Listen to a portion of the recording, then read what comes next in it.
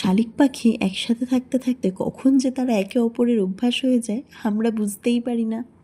আর সেই আদর মাখা বাসায় যদি চলে আসে একটা ছোট্ট ছানা, তাহলে তো একদম পরিপূর্ণ সব কিছু। বুঝলে কোন সম্পর্কের কথা বলছি?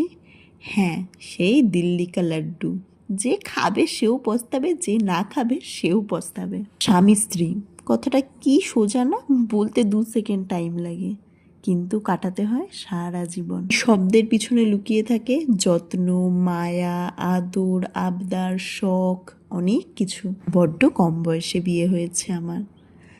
যখন মা বাবাকে ছেড়ে এই বাড়িতে এলাম মনের মধ্যে অনেক ভয় ছিল, কিন্তু এই আমার পাশের মানুষটা, যে আমার বন্ধু, যে আমার বটগাছ, যে আমার সন্তানের বাবা, যে আমার স্বামীকে পাওয়ার পর বুঝেছি না, লাইফে আর কিছু করি না করি একটা সঠিক মানুষকে কিন্তু আমি চুজ করেছি। And it's very important for every women.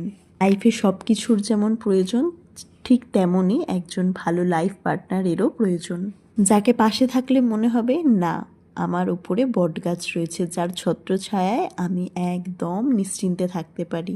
During pregnancy যখন প্রচণ্ড বমি হতো আমার, বেসিনের পাশে যখন এই মানুষটাকে এক ঠায় দাঁড়িয়ে থাকতে দেখেছি, তখন মনে হয়েছে না, এই মানুষটাই সেই। আমার শরীর খারাপ নিয়ে মা বাবা দিদার পরে যার কপালে ভাঁজ দেখেছি, এই মানুষটাই সেই।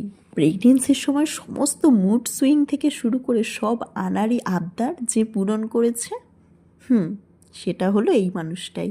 অন্য যাকে মন খুলে আবদার করতে পারি, মন হলেই যাকে সব কিছু বলতে পারি, আমি নিজে যার কাছে একদম একটা খোলা চিঠির মতো। এ আমাকে সযত্নে গুছিয়ে রেখেছে, একদম আগলে রেখেছে মা বাবার মতো। বিনা খাবার খেলে যার গলা থেকে খাবার নামেনি, আর সমস্ত শখ নিজের হাতে পূরণ করছে। এই স্বার্থের দুনিয়াতে কোনো স্বার্থ ছাড়াই যে আমাকে ভালোবেসে যাচ্ছে, সেটাই হলো আমার বর। কালকে রাতেও বাড়ি ছিল না। রাত্রেবেলা ডিনার করার সময় বড্ড ফাঁকা ফাঁকা লাগছিল।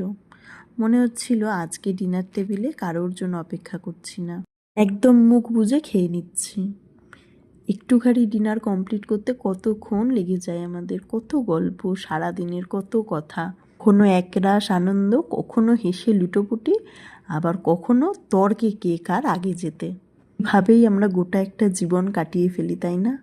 মনটা একদম ভালো লাগছিল না। জানি অনেক প্রিয়জনই যারা দূরে থাকে তারা কত রাত একা কাটিয়ে দেয়, কতদিন তাদের দেখা হয় না, কিন্তু আমার এই অভ্যাস নেই, সেই জন্য মনটা বড্ড খারাপ লাগছিল।